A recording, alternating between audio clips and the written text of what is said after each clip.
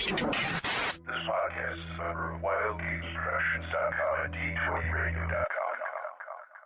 I'm Chuck Norris, and I approve this game. Between the time when gamers played with miniatures and chainmail and the rise of the Wizards of the Coast, there was an age of advanced role-playing undreamed of. And onto the Skygax, destined to bear the jeweled crown of TSR upon a troubled brow, it was given to teach us all how to roll for initiative. Ladies and gentlemen, let's get ready to rumble!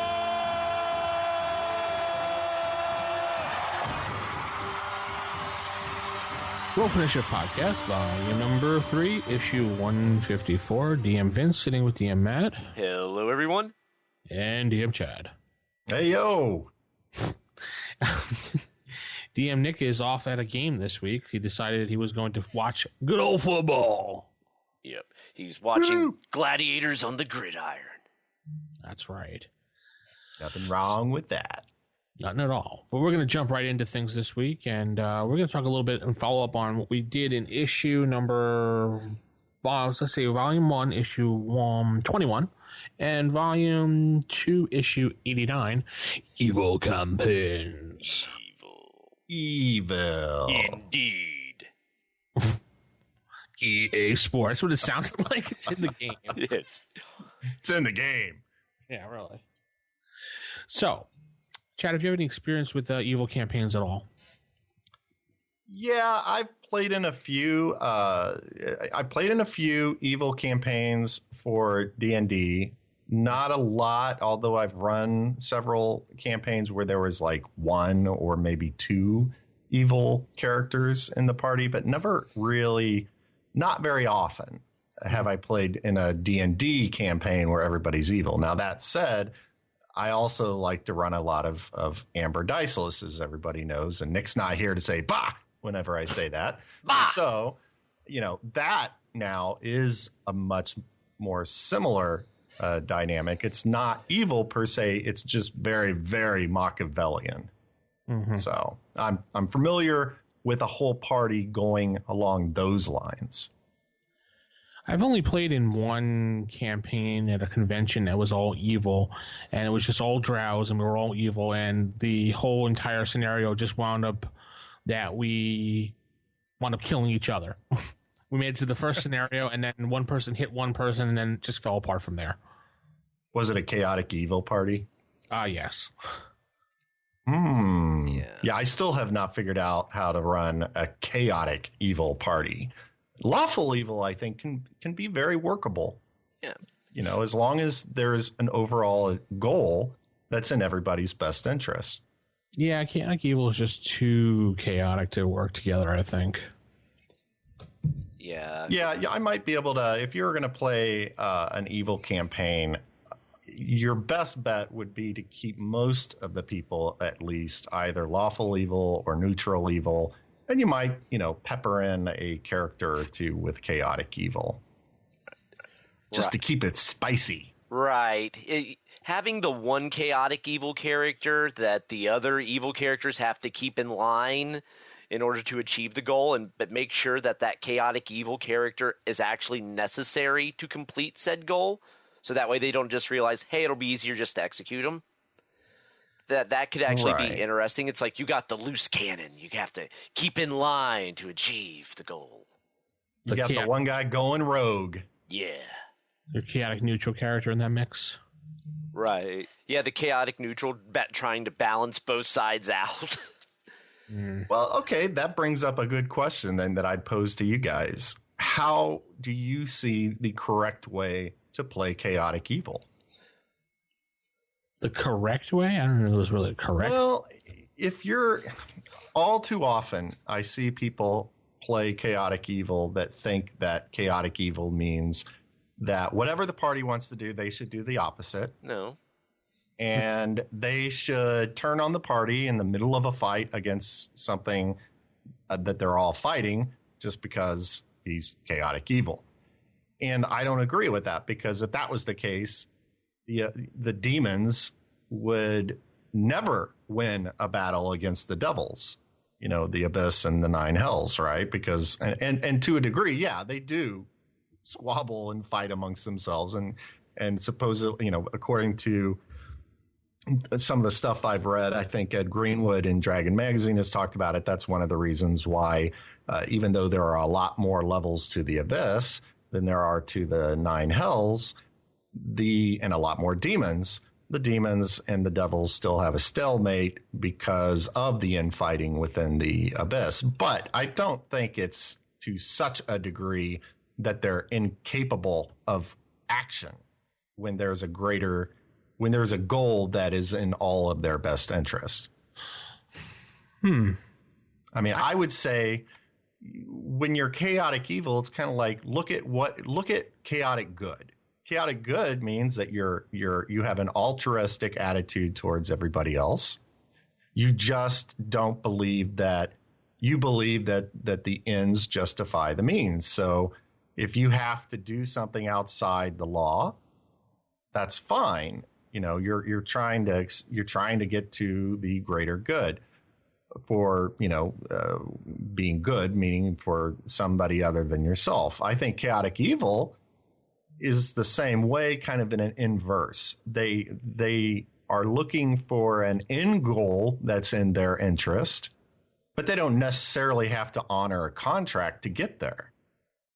I don't think they just fall upon each other in the first room and just start stabbing each other because that's chaotic. No, I mean, if you even go into the player's handbook where it describes chaotic evil, it says, by promoting chaos and evil, those of this alignment hope to bring themselves to positions of power, glory, and prestige in a system ruled by individual caprice and their own whims. So basically, they're just the ultimate narcissist and who want the power, the glory, and prestige and will do anything to achieve it.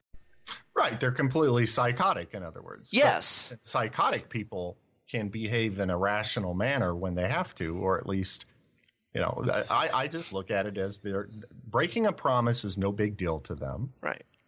But they're not going to break the promise just to break the promise. Right. They don't do stuff just because they can. They actually do have a reason for it. It's just that they have no moral compass at all, and as long as it takes them where they want to go, they'll do whatever it takes to get them there the quickest. They'll agree with the party for as long as need be. Right. Right. As long as everybody is going towards the ultimate destination that's in their best interest, they'll work with the party. As long as the party is doing that. Say they capture somebody and the lawful evil character is saying, we've made this agreement. We do need to honor it. It's in our best interest long term because, for whatever reason, the chaotic evil guy would just be like, well, that's ridiculous. There's no reason why we need to honor that agreement. We can still achieve what we're doing without doing so. And I think that's where they would have the friction between chaotic evil and lawful evil, because that's where you have the friction between lawful good and chaotic good. Right. Yeah, the lawful evil will try to look at that agreement and figure out the way to weasel out of it to get what they want, whereas the chaotic evil wouldn't even exert that effort. Just like, let's just break it and do what we want. Yeah, exactly. They both want to break it. It's just the means at which they go to break it are different. Mm-hmm. I think a lot of people do get hung up on the first line, though, of the chaotic evil description. The major prerequisites of this alignment are freedom, randomness, and woe. I think people put way too much emphasis on that randomness. Not everything they do is random. Yeah, I agree. And I even think they put a little bit too much emphasis on the woe because, I think we talked about this in another show. I don't think characters are, at least I don't run characters that are of, you put that evil in the alignment. I don't think they're evil to be evil. I think they're evil because that's how they act. They do what they do for their own gain. They don't do it to be quote unquote evil. I don't think they do things to be random. Right. I think they do things because that's how they feel at the moment. And it's in their, it's the quickest way to get to their goal. Yeah, they're chaotic evil, not chaotic obstinate. Chaotic, obsessively obstinate. Yes.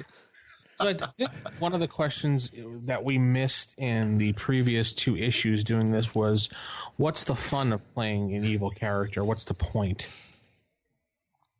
I mean, D&D is all about playing heroes, but what's the point of playing the anti-hero?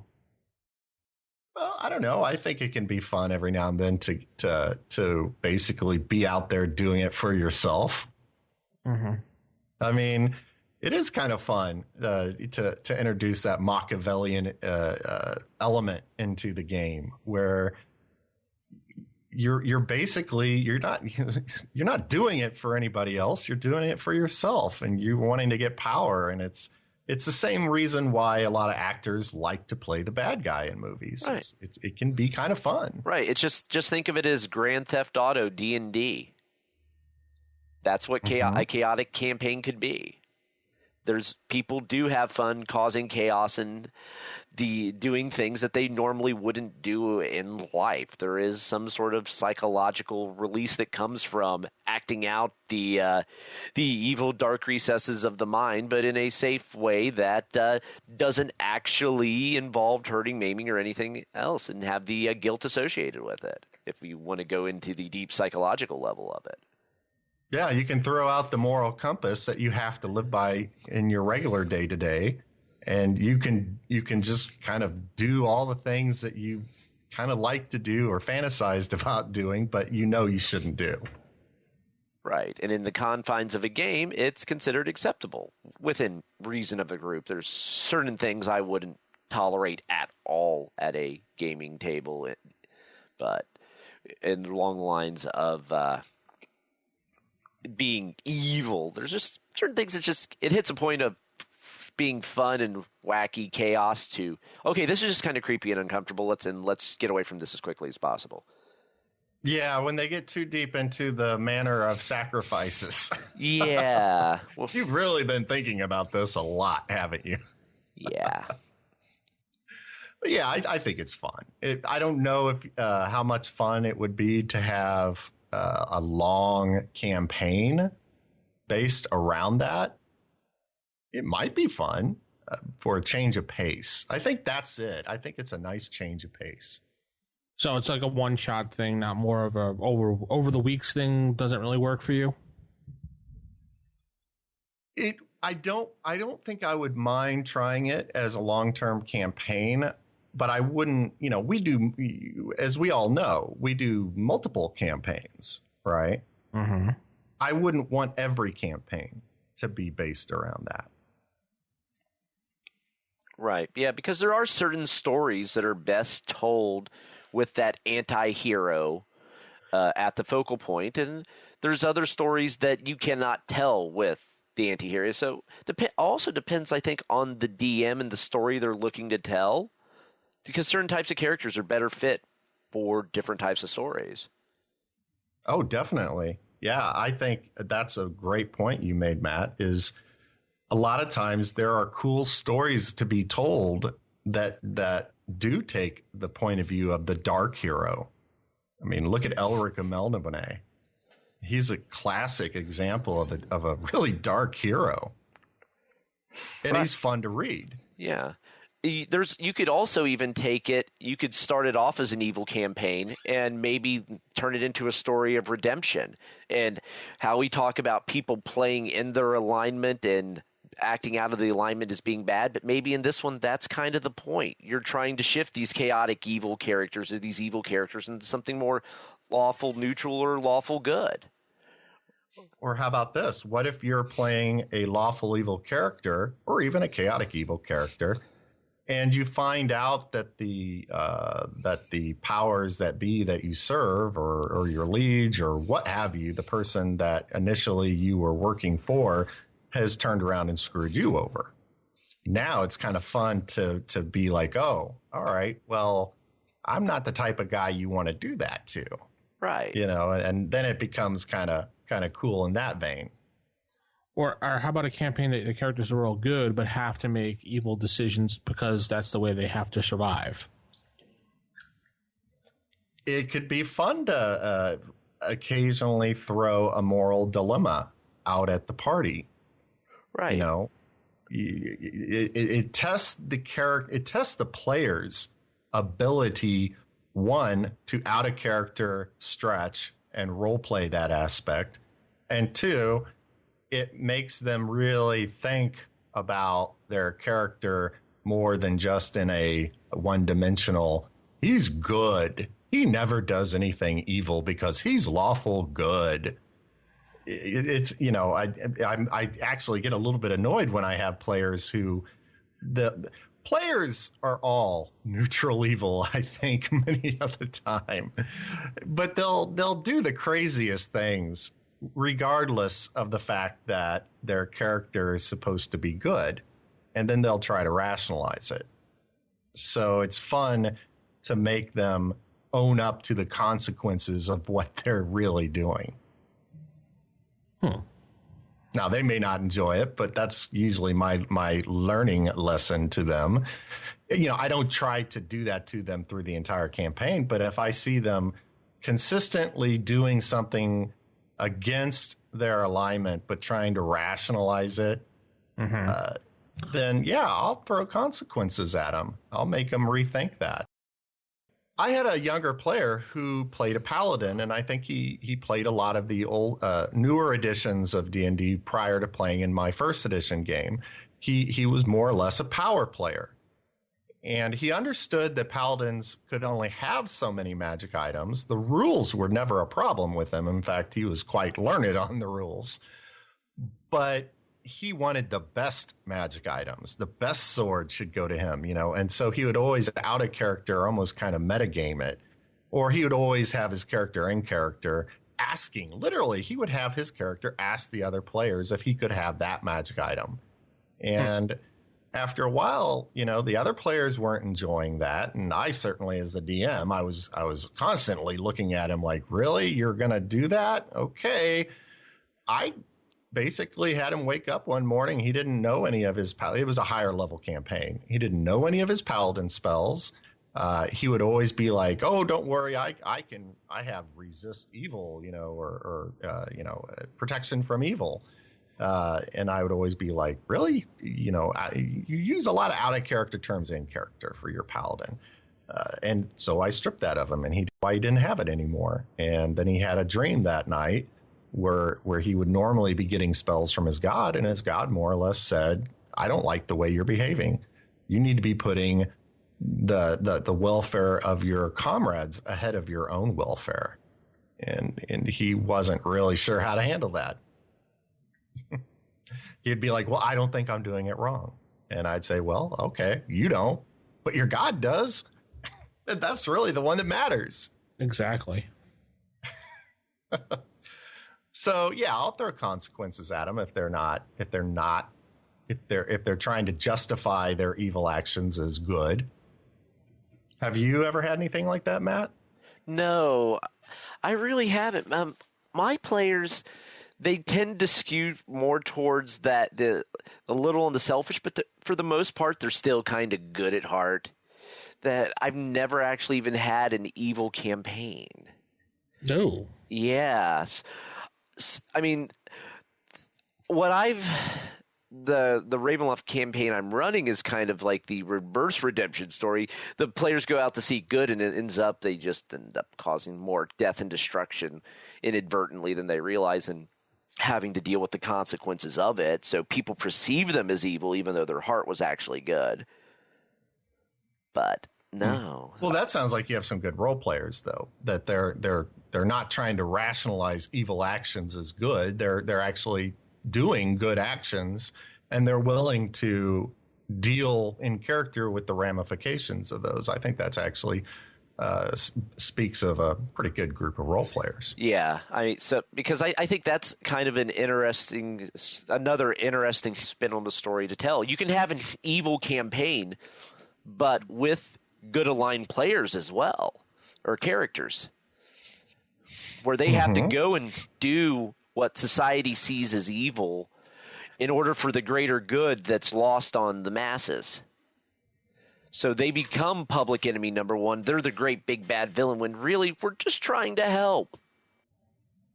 Yeah, well, in the same vein as the X-Men back in the 70s and 80s, I didn't really follow them into the 90s, but they were always an outlaw hero group. Right. So even with Spider-Man and the Daily Bugle, they always painted him as the villain because of J. Jameson's vendetta against Spider-Man. Mm-hmm. So and Magneto, he became a good guy from being bad guy. But obviously there are going to be better examples than just Marvel Comics the entire time. But right, but I mean that's another spin on the evil campaign as well. That the characters themselves don't have to be evil at heart, but they can be perceived as evil. Or what if they see the light, right? But they still have the way they go about it. They go about things when they're evil in an evil manner. They have a method of operation, I guess you would say. Right. So what if they see the light, but they still go about the greater good using those same tactics? Right. It similar to how, going back to Marvel, when the Punisher first appeared, he was a villain, and then he became a hero. But he didn't really change as a character. It's just who he targeted became, instead of targeting good guys, he targeted bad guys. Right, exactly. And at which point, I don't know, events, what kind of, I'm sorry. Oh, no, but then that's when you start spawning, that's how you spawn your anti-heroes, is by having them use the methodology of a villain against a villain. Yeah, you fight fire with fire, and that's kind of a cool concept. Vince, have you had much experience in that with evil campaigns? Not really. I mean, I played in a bunch of them. I've never run them personally per se, because no one ever wants to be evil. Everyone always wants to be the good guy, because I don't know. They play D&D, you think hero, so. Excuse me. With that said, I played in a bunch of them. Pathfinder has a good path called Second Darkness, which teaches players the consequences of life and what things you have to do that aren't necessarily good. So it takes you down the path of a darker path of a character that needs to make those decisions just to get through the situation at hand. I don't want to ruin it for anybody, just to pick it up. It's a really good campaign path. Well, I was just thinking about this. What if you started the campaign out at low levels, first level, second level, whatever, with the characters good. And then as they increase in power, they also increase in responsibility, and they start to understand that not everything is as black and white as they thought when they were still low level and naive. They have to start making, they realize that the world has many shades of gray in it. It would almost be like watching a party, become less naive and more wise to the cruel truths of the world. So like they would become darker as they got higher up in level. Yeah. It's maybe they become more cynical.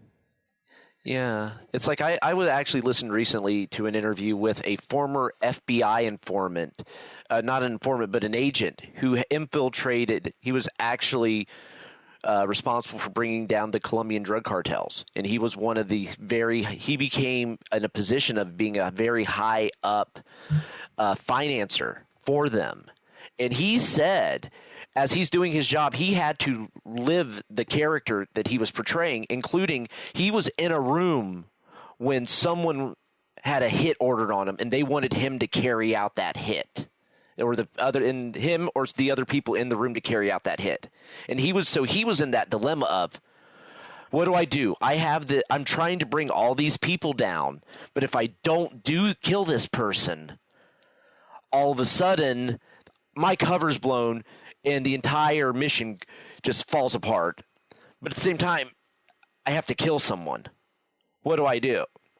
Fortunately for him, one of the other mobsters in the room pulled off the hit instead. But he knew someone was going to die, and he could not do anything about it. He had to let it go and let that hit happen as part of a greater goal. That's interesting.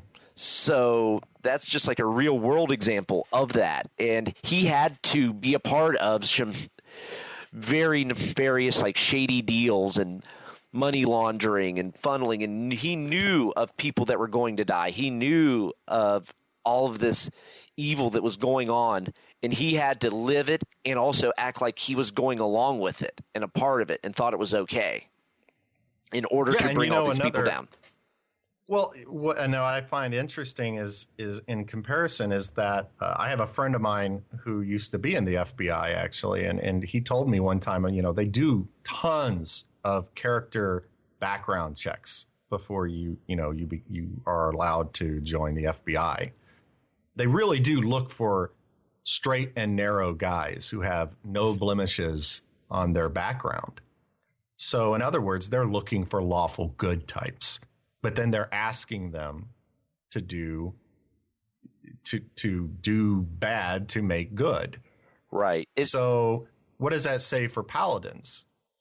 Or clerics or just lawful good characters in general? Can they, we know it can be done in real life because, they really do look for straight and narrow types for agencies like the FBI. You have to take polygraph. They dig pretty deep in your background to find any blemishes. So if they can then turn around and, sacrifice occasionally for the greater good, could that same scenario be posed to a lawful good character in a game? And could they then do that? I think the default of most players, though, is to not do that and not go down that route. Right. They would say, well, you can't do that. The book says you can't do that. You'll lose your alignment. Right. And that's only if you want to take that black-white, very rigid view of the alignments, when I think you can have some far more interesting storytelling and adventures if you have that the little shades of gray. Lawful good doesn't have to be shiny, pristine perfection. Lawful evil can be a little dirty. It can be a little ugly. But it doesn't mean that it's just because it's not pristine doesn't mean it's still not lawful, and doesn't mean it's not good. It just means sometimes it has to get a little dirty to accomplish its goal. Right. Maybe they're breaking the law so that they can create a world that better lives by the law. Right. Or perhaps the law is unjust. And, I am the law. Right. Yes, they know that the law is wrong. Say, for example, you had the ruler of a land, but he really shouldn't be the ruler. He's not the direct heir, and it's a con, and the players know it. So I think it would be perfectly acceptable for the lawful good player to ignore his laws because he's not the rightful ruler. Right. Because what he's saying is, he broke the law to get to where he is. Therefore, all of his mandates are unlawful. Exactly. And that way you can be in violation of the law and at the same time be true to your alignment. You don't have to look at it as in like a tiny micro view of, well, this land's laws is this. Is that land based in lawful good? Is that land based in justice? If it has that false foundation of an unjust ruler who took power unjustly, I could see the lawful character ignoring the law because that the mandates are rooted in unlawful. Right. The law basically being the rules being handed out have no justification anymore. They become what's the word I'm looking for? The person who has they lose their authority. Yes. Because they're being issued by somebody who has really no right to issue them. But, what about lawful evil? Now, there's an alignment I think can be played within a party. Oh, yeah, And definitely. it can be quite effective. I've done that many times, played a lawful evil character, the mastermind, and basically just bid my time and hid in the background until I was able to find an opportunity to wipe out the entire party. Exactly. Well, I played for a long time. One of my highest level characters that I ever played was a wizard, magic user, and he started out good, but he ended up lawful evil, and he was actually not a bad guy to adventure with. If he went on an adventure, it's because there was something in it that he wanted, or if he agreed to help the party. He honored his contract. He helped them, but he would only make that agreement to help them in something that didn't benefit him, because later on he knew he was now going to get a favor from them on something he was already planning for the future. So in other words, he was always in it for himself, but he did honor his contracts, and because he saw ultimately that was best for him. So, yeah, and if you have a lawful evil ruler, the land doesn't necessarily have to be, the peasants are not all in revolt. It could be they're quite happy because there's not much crime, because somebody who's lawful evil would not want a lot of crime in their city, because that would infringe upon their own greater good. I mean, if you have lots of crime in a city, then the people are not going to produce to their peak capacity. They're not going to have the money to pay the taxes that ultimately go to you. In other words, you're going to have competition, and lawful evil people don't tend to like competition. They find that when all the cogs work together like they're supposed to, then, once they have figured out the system, they know how to make the system work for them, then they want the system to work so that it can work for them, which can have the side effect of creating a stable society for the people under them. They're probably iron-fisted tyrants, but you're not going to have, just the streets rife with crime. They're not going to be lazy rulers. They're probably not going to be lazy rulers. They're not going to they're going to understand that how to make the system work in order to get the most out of that system. If anything, they're micromanagers. Yeah.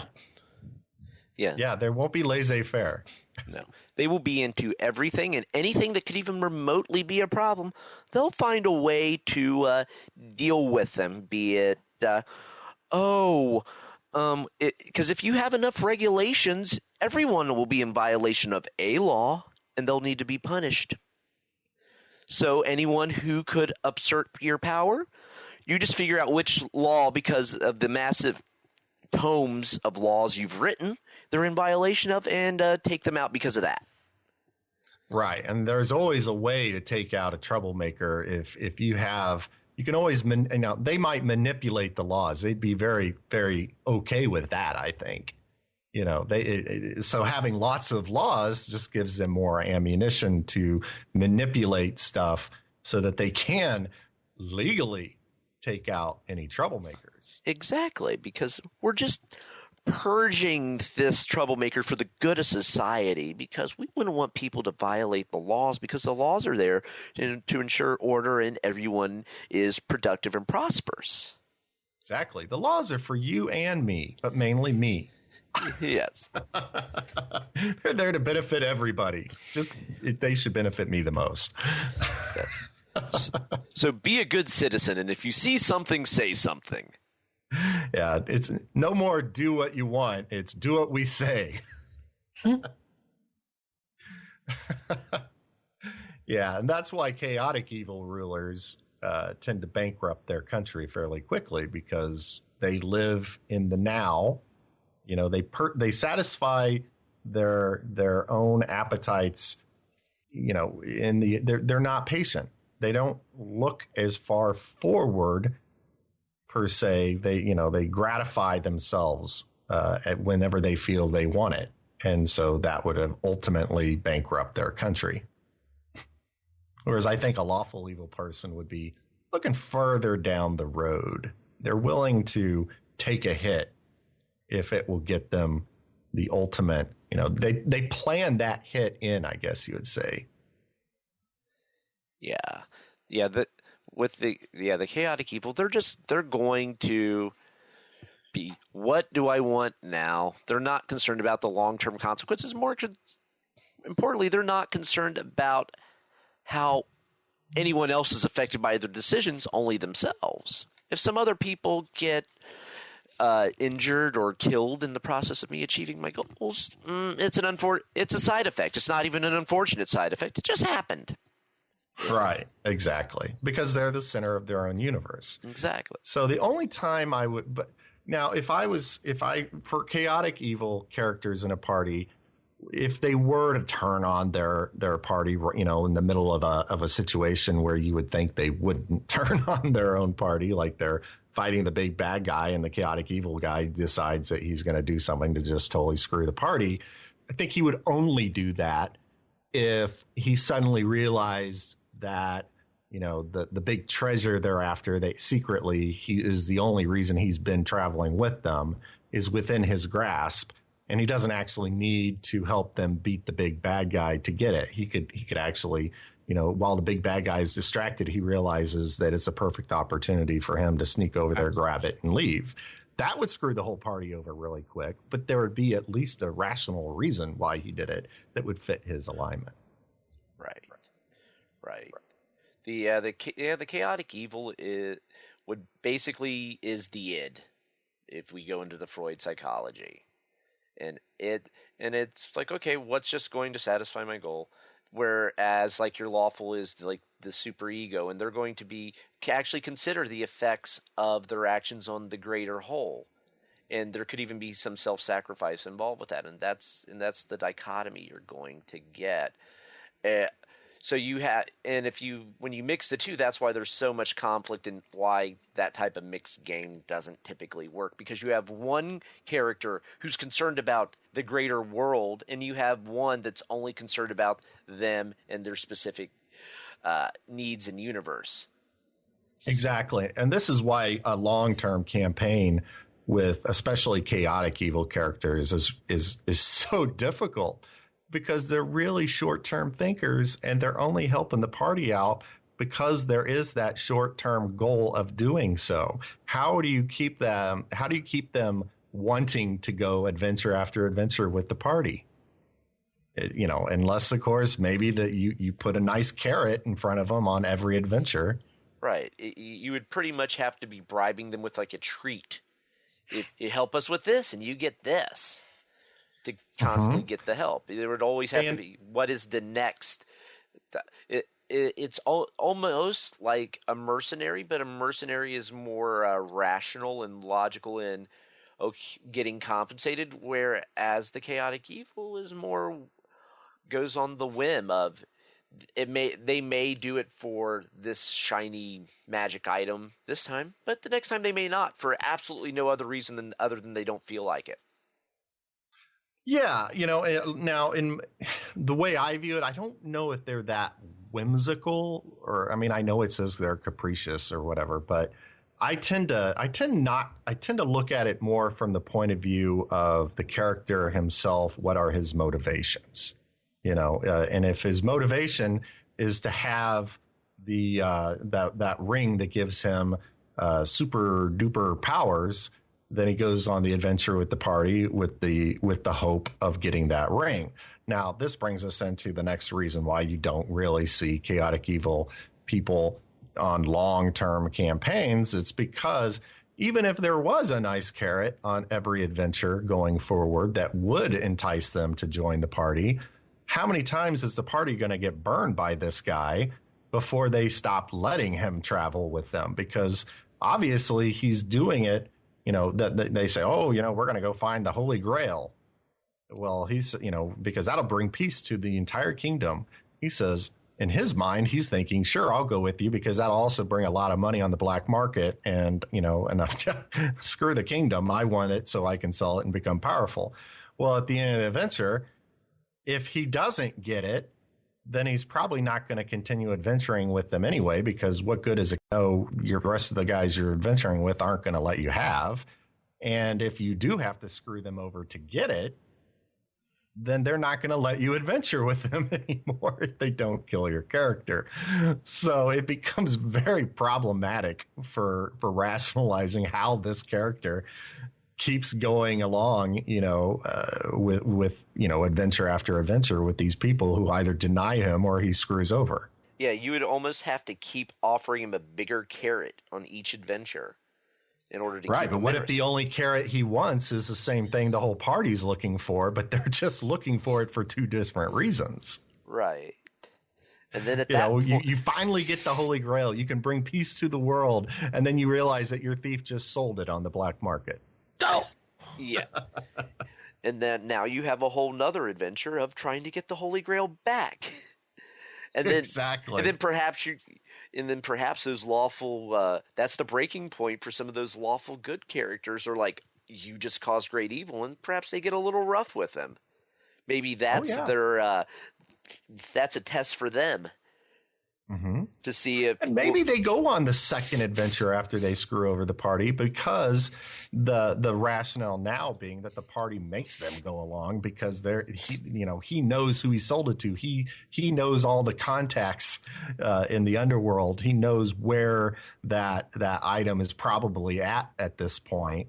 And without him, the goody two-shoe characters who are altruistic and wanting to help everybody, they have no clue about that side of the world. So without him as their guide to help them find what he already stole from them, they're never going to find it.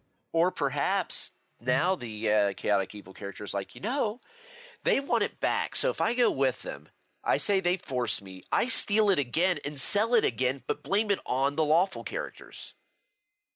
Yeah. There's that.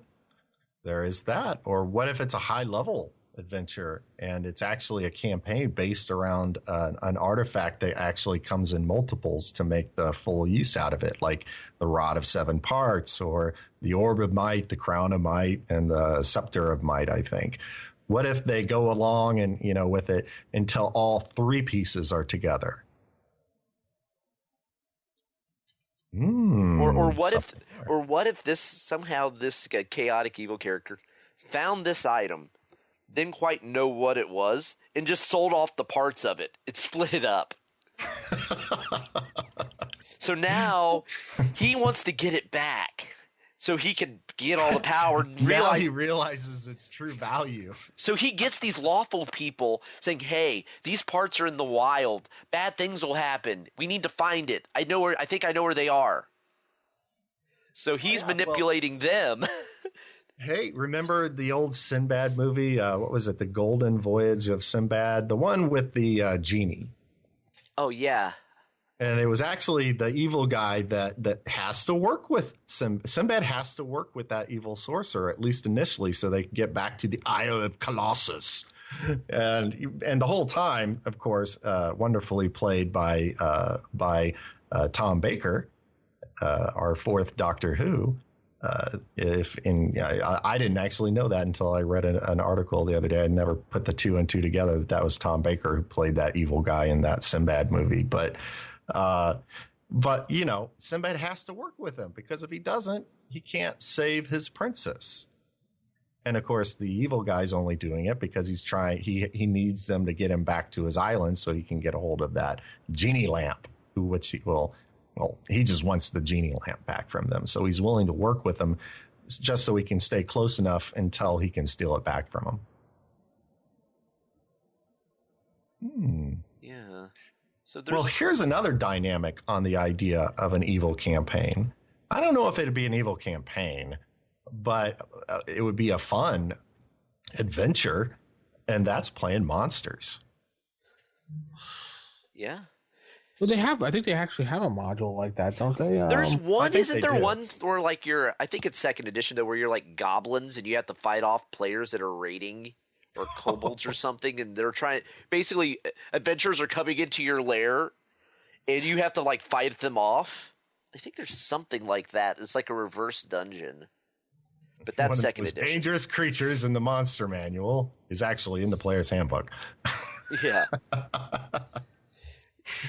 Just think of it though. What's wreaked more havoc than in D&D campaigns than player characters? Oh, yeah. The paladin may say, well, we're doing this because it's good and noble. Well, it's probably doesn't come across so good and noble to people whose dungeon that the paladin is basically trespassing into, killing them all to steal what they have in the name of a deity they don't even follow. Right. At which point, now I just got thinking, what if you took the alignments and spun them and readjusted like good and evil, but instead of using like the universal moral compass that's currently used in the book, you actually use like the culture of one of the monsters to define what's good, what's evil, and then apply that to everything else in the world. So like all of a sudden that lawful good paladin is actually like chaotic evil in the eyes of like this monster, because their society is the complete opposite. Being lawful, lawful and going with the order of society is actually chaotic in the universe. But yeah, well, a chaotic creature would probably see, the lawful actions of a paladin as inexplicable. They just wouldn't understand it. They're like, wait a minute. So you're telling me this guy's going to do stuff that's ultimately going to hurt himself just so he can honor a law written by somebody else to benefit somebody else? I don't get it. Please try and explain this to me. Yeah. Yeah, it'd be totally chaotic in their eyes. It would be inexplicable. Right. So at that point, you could even go down the rat hole of alignment is perspective. Because I'm sure those monsters don't see themselves as evil. They just see themselves as themselves. Well, I guess that goes on the whole thing. Is the goblins and the orcs really evil? They're just defending their land, or they're just trying to survive. So right. And then you get into whether or not slaughtering nurseries is that whole. But what about all those adventures where you go into the dungeon and the creatures in there haven't really made? There's no mention in the module that they've actually been, going out and marauding, these innocent farmsteads. You're finding some lost tomb, right? And you're going like, okay, how about the Tomb of Horrors? Okay. Nothing's coming out of the Tomb of Horrors to destroy anybody else. I mean, yeah, the Lich is evil, but he hasn't done anything to anybody else in like eons, right? And since he was down there, and really, if you stop and think about it, if you're playing a lawful good paladin and you're going into the Tomb of Horrors, you're going tomb raiding. You're having your paladin become a tomb robber. I don't know. I mean, do you guys think I'm off base on that one? If you're looking at it from that point of view, definitely. Yeah, you're re-rating. I mean, the Acererak may not have been a swell guy, and he certainly probably never put the people first. But since he's been dead or undead, as far as the local farmers down the road, they wouldn't know the difference because, one, his tomb's supposed to be, like lost, right? Which means probably there's not a lot of action going on around there. Otherwise, people wouldn't have forgotten it. And two, as far as they know, he's dead. And people are going in there to take what technically is not rightfully theirs. Of course, I guess they could argue everything in there is not rightfully his, but, hopefully they have some reasoning behind that. I mean, it may be true, but how do they prove it? Are they going to loot all of the stuff that he ill-gottenly gained and then take it back to the rightful owner? Or are they going to keep it for themselves, at which point they took there you go.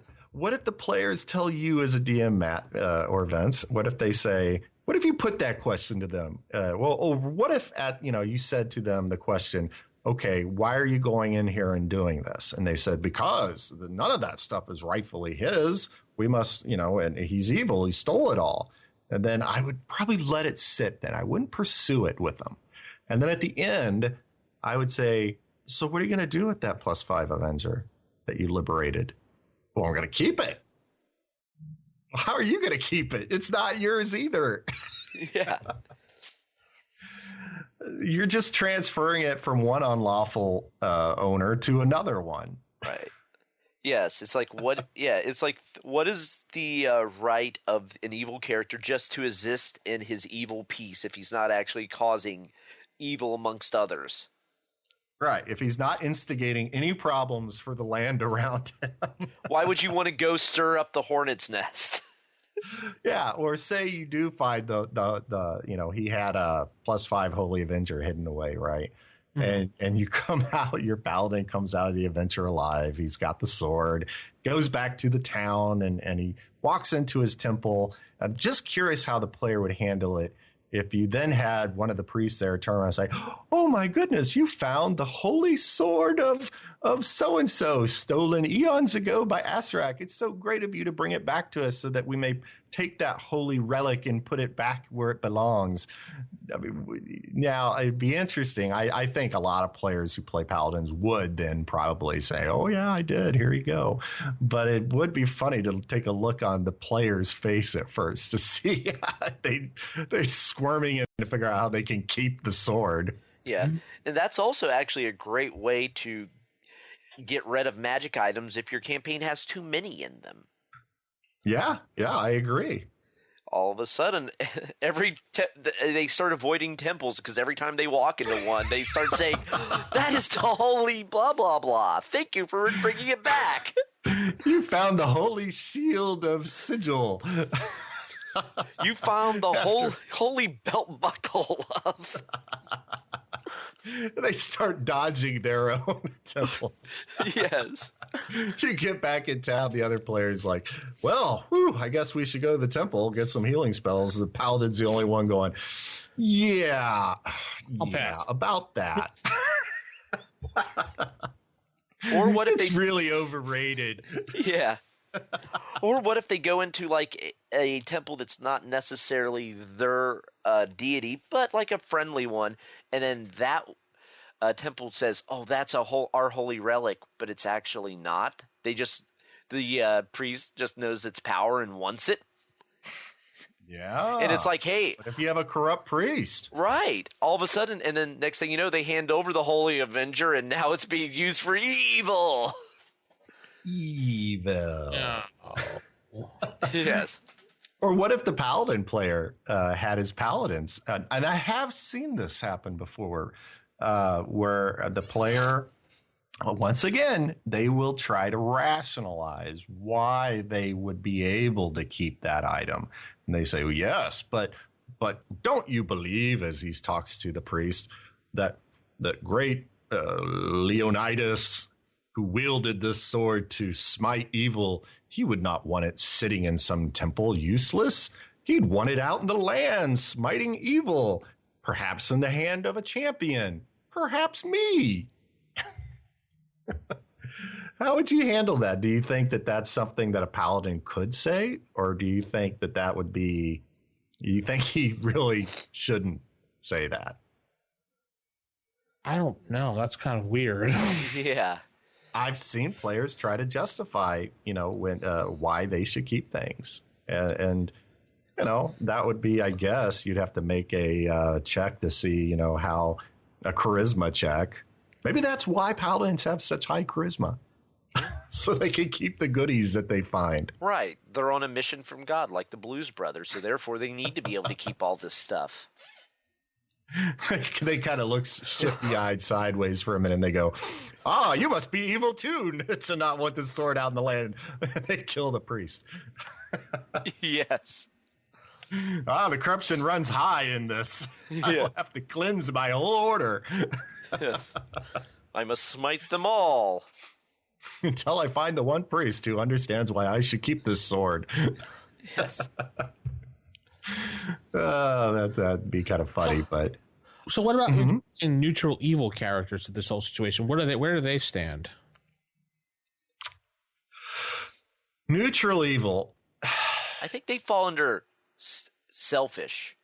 They'll Just selfish, want to do whatever they want for themselves within kind of some sort of guidelines. Right. I mean, they'll use where the chaotic character has no concern for the law whatever. The neutral will be like, what is most beneficial, using the law to my advantage or not using it? So they straddle both fences, I think, and they're looking to achieve whatever means, but sometimes they may go more towards that. Well, if I use the law in this way, I get what I want. Well, this law, I just can't get around it, so I'm just going to ignore it.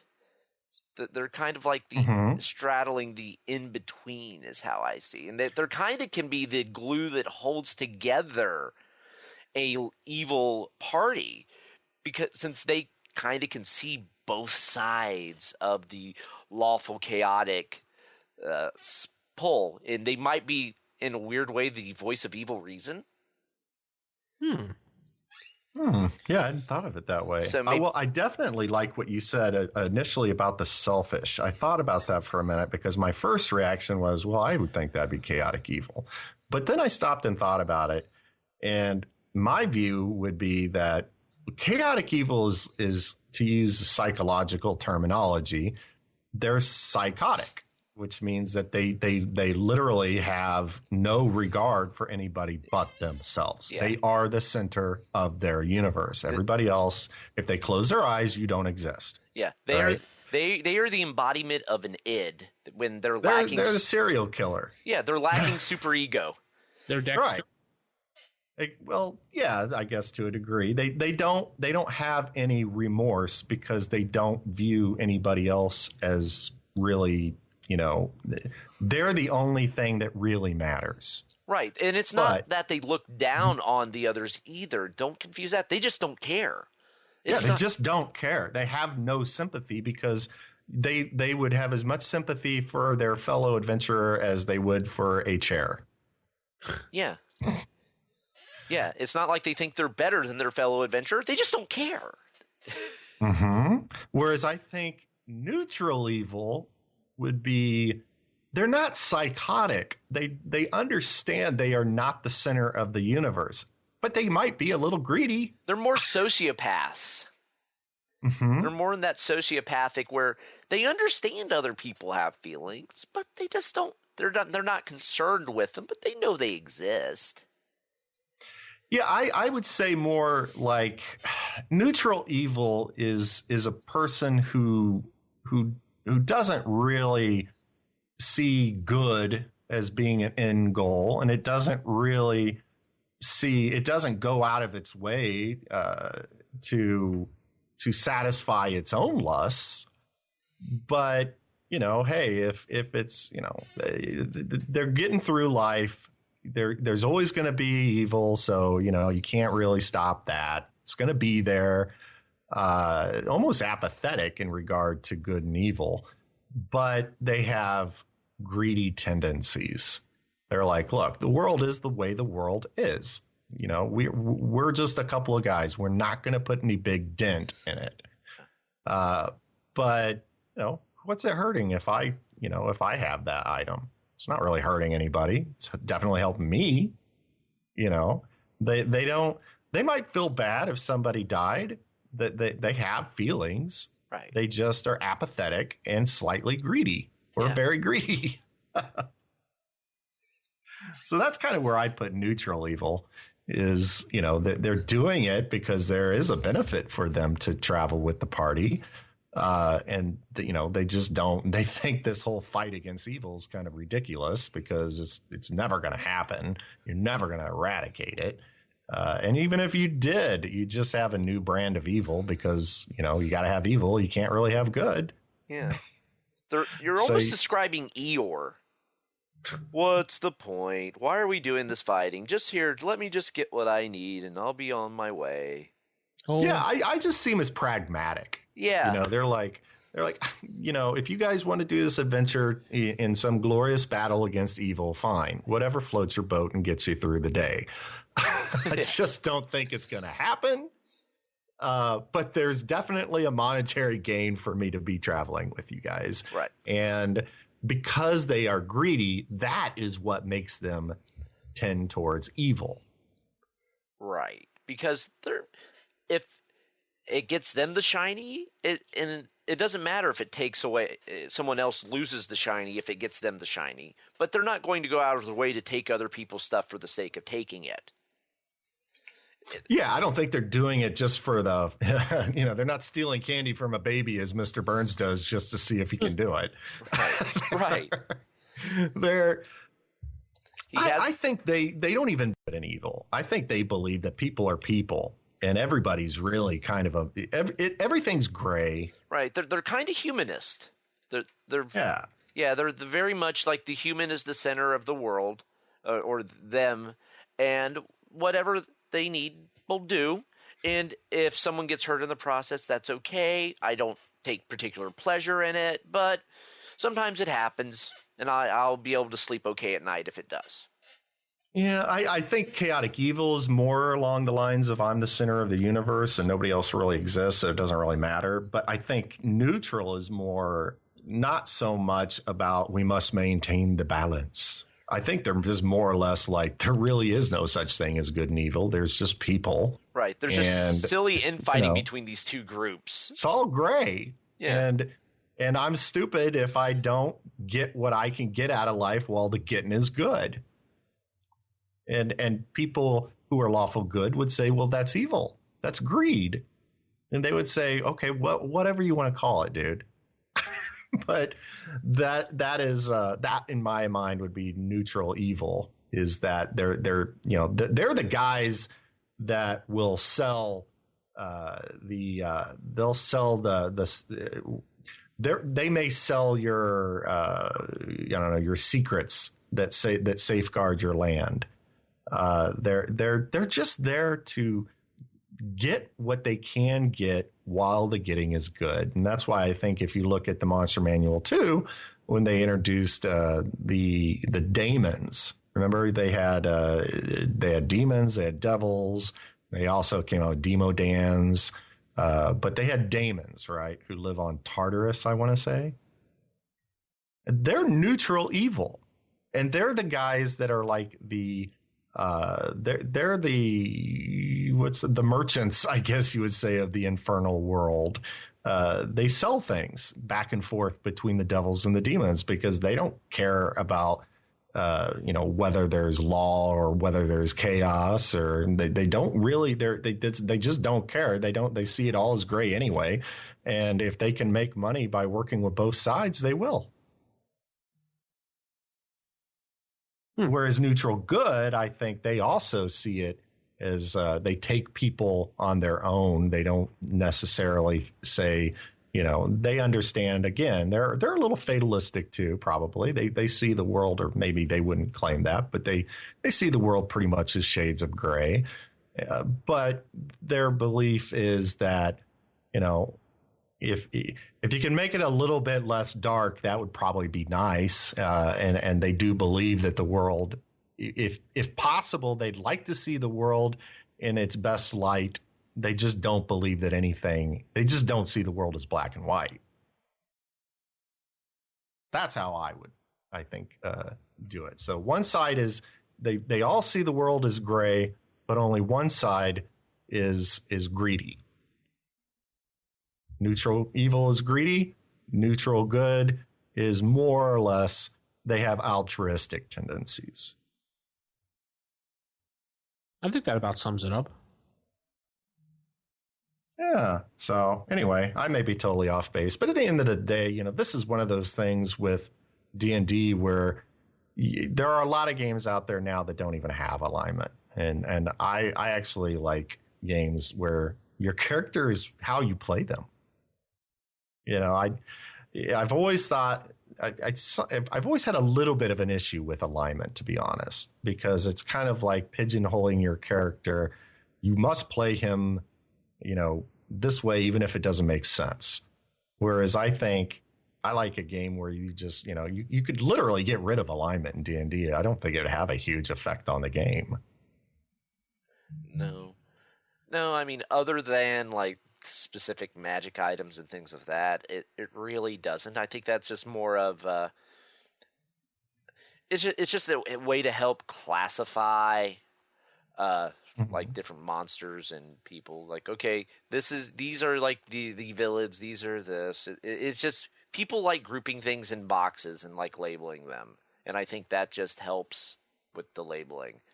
It's like when it comes to alignments, I actually really like the Palladium alignments. I think that they do a better job of more isolating like what the motivation of the character is, without the vagaries of the D&D 9-point system. From like the scrupulous to principled to anarchist to selfish and so on. I've always kind of preferred that alignment system myself. Yeah, well, it seems to be a little bit more granular and takes into account, that there are shades within lawful good. Right. Are you lawful good to the point where everybody else sees you as lawful evil? Like, if you jaywalk, he's going to take your head off. Yeah. Well, it'd be like, but that's a minor crime. There are no minor crimes. There are just crimes. And my one answer to it is fire, and lots of it. So, yeah, or are you lawful good that follows the rules, enforces the rules, but tries to also be to quantify what is a minor infraction against what is a major infraction? Back in Japan, feudal Japan, they really only had one punishment. That was death. They didn't. If you went to jail, it was probably because you were just there while they waited to hand you your sentence. It wasn't so much that was the punishment. So that you could say that's one form of law that's extreme. Yeah, I don't know. I mean, I think that like what you're saying, Matt, there are games out there that probably have handled it maybe a little bit better since then. I just think that you're taking literally, 6 alignments and trying to shoehorn every type of personality within 6 different alignments. And that's kind of difficult to do. That's why there's so many debates over alignment. There's a lot of, too much debates over alignment.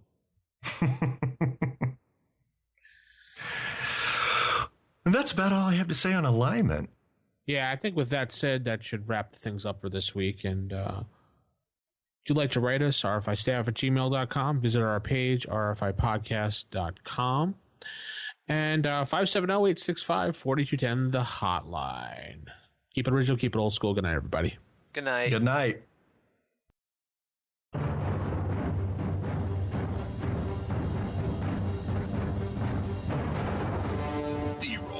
Podcast is a production of Wild Games Productions in association with D20Radio.com. You can visit us at rfipodcast.com or contact us on our forums at osrgaming.org or even by calling us at 570-865-4210.